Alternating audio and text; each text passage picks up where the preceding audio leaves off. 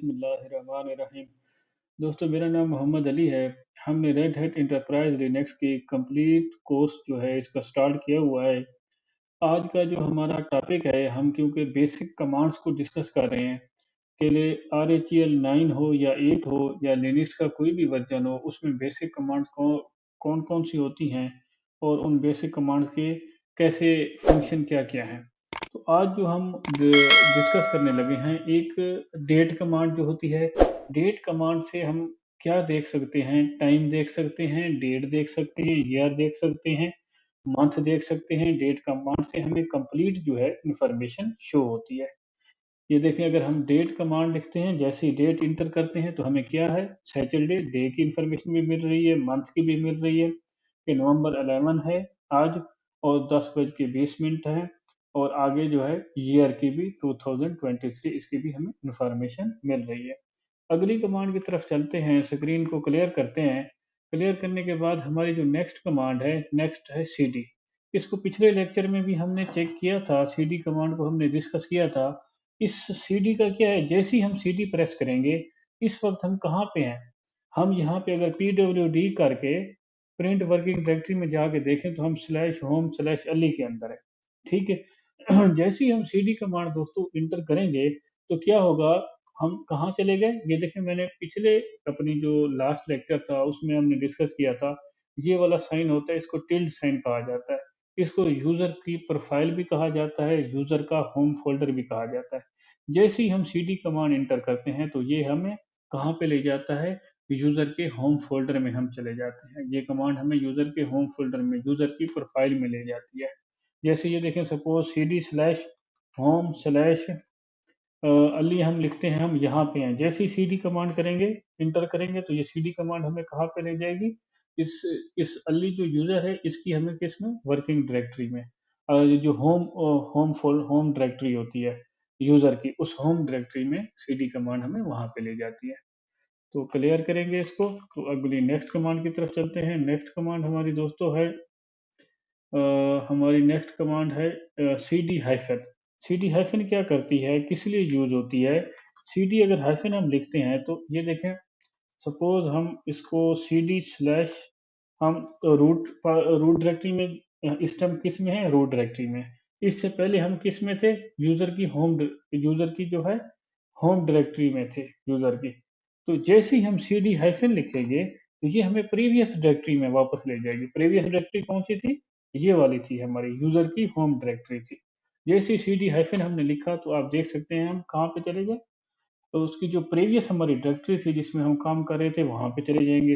अब दोबारा cd- लिखते हैं तो ये हमें, हमारी अब प्रीवियस डायरेक्टरी कौन सी है? स्लैश रूट डायरेक्टरी प्रीवियस हमारी डायरेक्टरी है। तो cd- लिखेंगे तो हम दोबारा इसमें चले जाएंगे, अपनी उस प्रीवियस डायरेक्टरी में। cd- कमांड जो होती है, जो प्रीवियस डायरेक्टरी होती है उसमें वापस लेके ये कमांड हमें वापस ले जाती है। स्क्रीन को क्लियर करते हैं। क्लियर करने के बाद अपनी नेक्स्ट कमांड की तरफ आते हैं। हमारी नेक्स्ट कमांड है दोस्तों डॉट डॉट और हाइफन। इसका क्या है, ये देखें, सपोज हम दो डायरेक्टरी आगे जाना चाहते हैं दोस्तों। दो डायरेक्टरी आगे जाने के लिए हम cd/home/home/ali, ठीक है, हम यहाँ पे आ गए। ठीक है, cd दो डायरेक्टरी हम आगे चले गए हैं। अब हम दो डायरेक्टरी बैक जाना चाहते हैं। दो डायरेक्टरी बैक जाने के लिए कौन सी कमांड है? cd, यहाँ पे dot dot slash dot dot. जैसे ही हम ये लिख के कमांड इंटर करेंगे तो हम दो डायरेक्टरी बैक चले जाएंगे। ये देखें, हम किस में चले गए? cd/ में, स्लैश रूट पे चले गए, दो डायरेक्टरी बैक चले गए। ठीक है दोस्तों, दो डायरेक्टरी आगे जाना है तो क्या करना है? cd/home/ क्या अले। अगर दो डायरेक्टरी बैक जाना है तो हम क्या करेंगे? Dot dot slash dot dot inter करेंगे तो हम दो डायरेक्टरी बैक चले जाएंगे। ठीक है, तो ये इसलिए कमांड यूज होती है। उसके अलावा अगली अगर हम कमांड डिस्कस करें दोस्तों, अगली जो हमारी कमांड है, इको। इको कमांड किस लिए यूज होती है? अगर इको कमांड को हम देखें तो इको, अगर हमने कोई चीज प्रिंट करवानी है, जैसे हमने कोई एक लाइन लिखी है और उस लाइन को हमने प्रिंट प्रिंट करवाना है, तो उसके लिए हम इको कमांड यूज करते हैं। जैसे यहाँ पे सपोज मैं लिखता हूँ इको टुडे इज हॉलीडे। ये मैं लिखता हूँ तो जैसे ही हमने इंटर किया, ये देखें हमारी हमने जो ऊपर लिखी, हमने जो लाइन लिखी वो लाइन हमें इको ने क्या कर दी, हमें प्रिंट करके दे दी। इको कमांड किस लिए यूज़ होती है? अगर हमने किसी लाइन को प्रिंट करवाना हो तो हम इको कमांड यूज़ करते हैं। इको का और और भी इसके फीचर्स हैं, और भी ये पर्पज़ के लिए यूज़ होती है। अगर सपोज़ मैं आगे इसका और पर्पज़ आपको बताऊँ कि अगर जैसे हम एक क्या करते हैं, एक फ़ाइल क्रिएट करते हैं, ब्लैंक फ़ाइल। टच फ़ाइल 1 हमने लिखा, ठीक है? एक फ़ाइल हमने टच टच जो कमांड होती है, ये फ़ाइल को क्रिएट करने के लिए यूज़ होती है। अगर हमने ब्लैंक फ़ाइल क्रिएट करनी है तो हम टच कमांड यूज़ करते हैं। हमने एक फ़ाइल 1 यहाँ पे क्रिएट की, कहाँ पे क्रिएट की आप देख सकते हैं, स्लैश फ़ोल्डर के अंदर हमने एक फ़ाइल क्रिएट की, ये फ़ाइल 1 यहाँ पे आप देख सकते हैं क्रिएट हो चुकी है।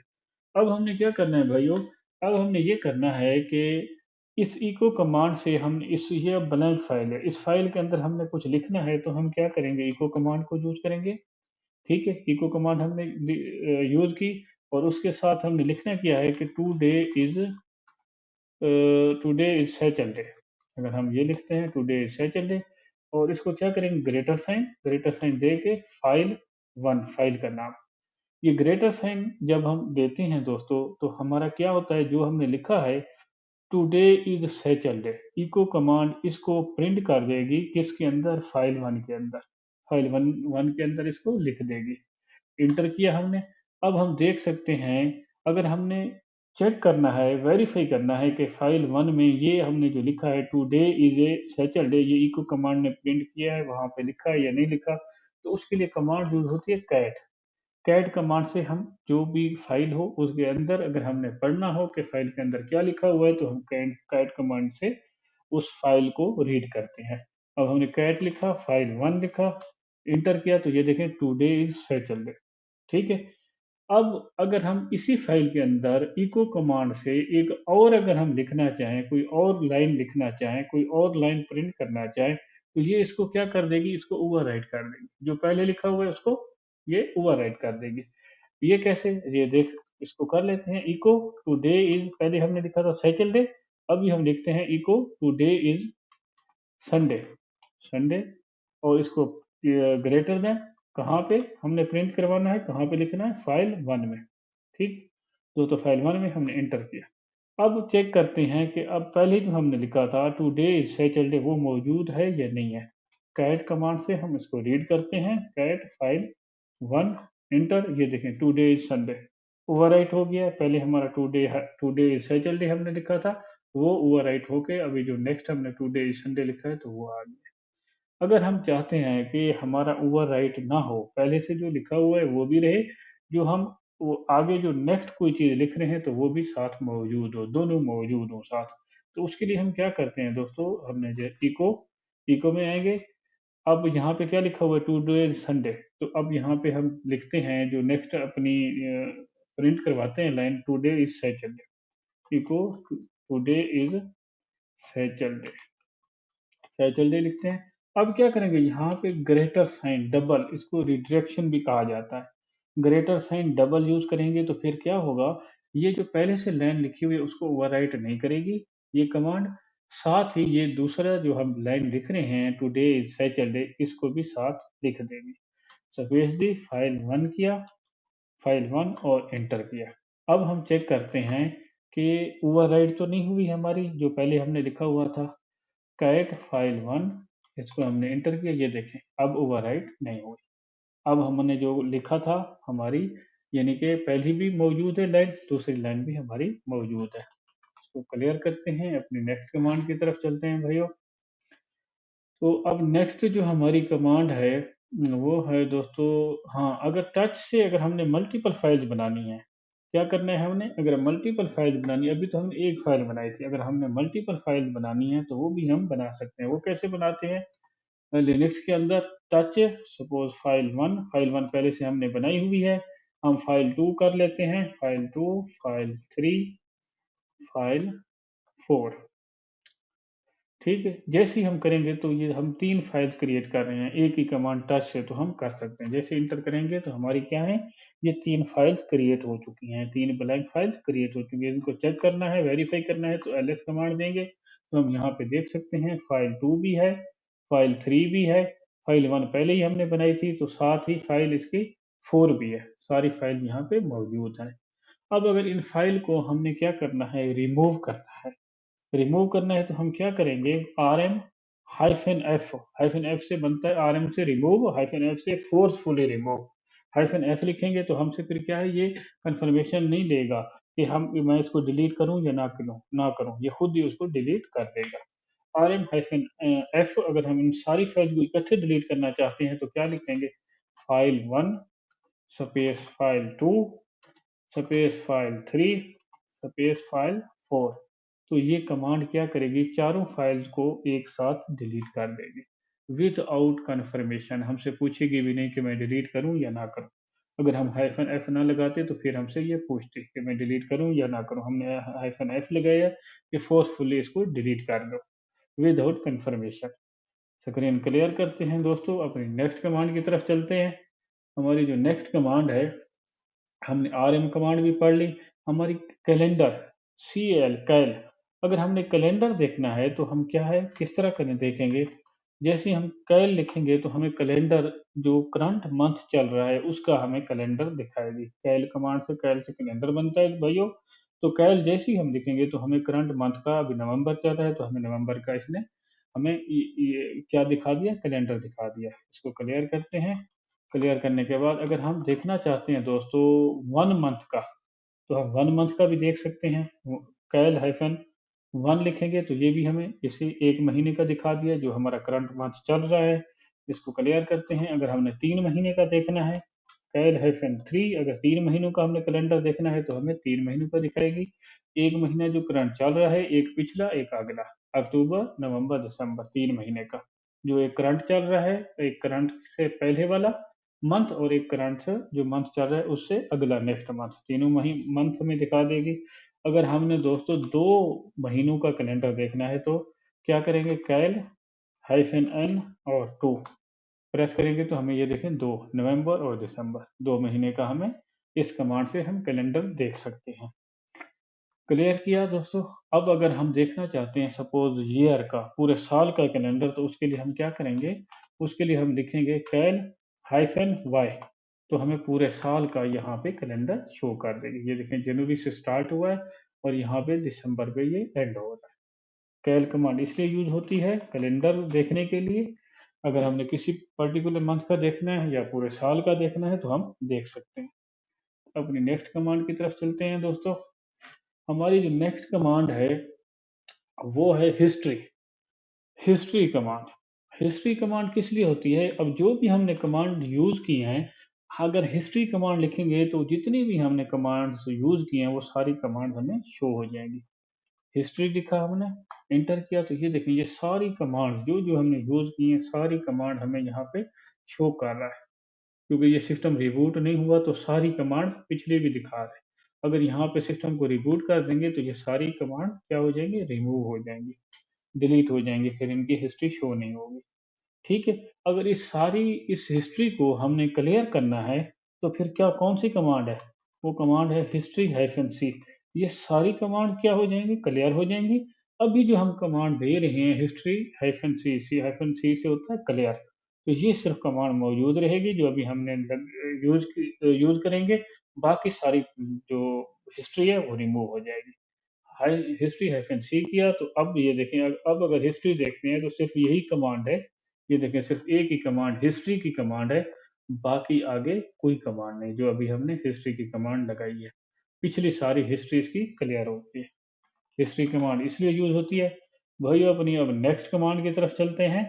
हमारी जो नेक्स्ट कमांड है वो है हाँ, अगर हमने प्रोसेसर की कंप्लीट इंफॉर्मेशन देखनी है कि हमारे पास जो सिस्टम है, उस सर्वर है या लैपटॉप है या कंप्यूटर है, उसके अंदर कौन सा लगा हुआ है, सीपीयू कौन सा लगा हुआ है, कंप्लीट उसकी इंफॉर्मेशन हमने देखनी है तो एलएस सीपीयू इंटर करेंगे तो हमें कंप्लीट जो है सीपीयू की, प्रोसेसर की कंप्लीट इंफॉर्मेशन हमें शो करेगा।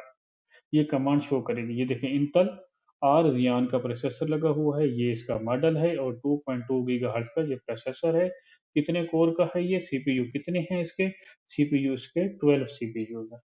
तो ये सारी कंप्लीट हमें इसकी इन्फॉर्मेशन शो कर रहा है।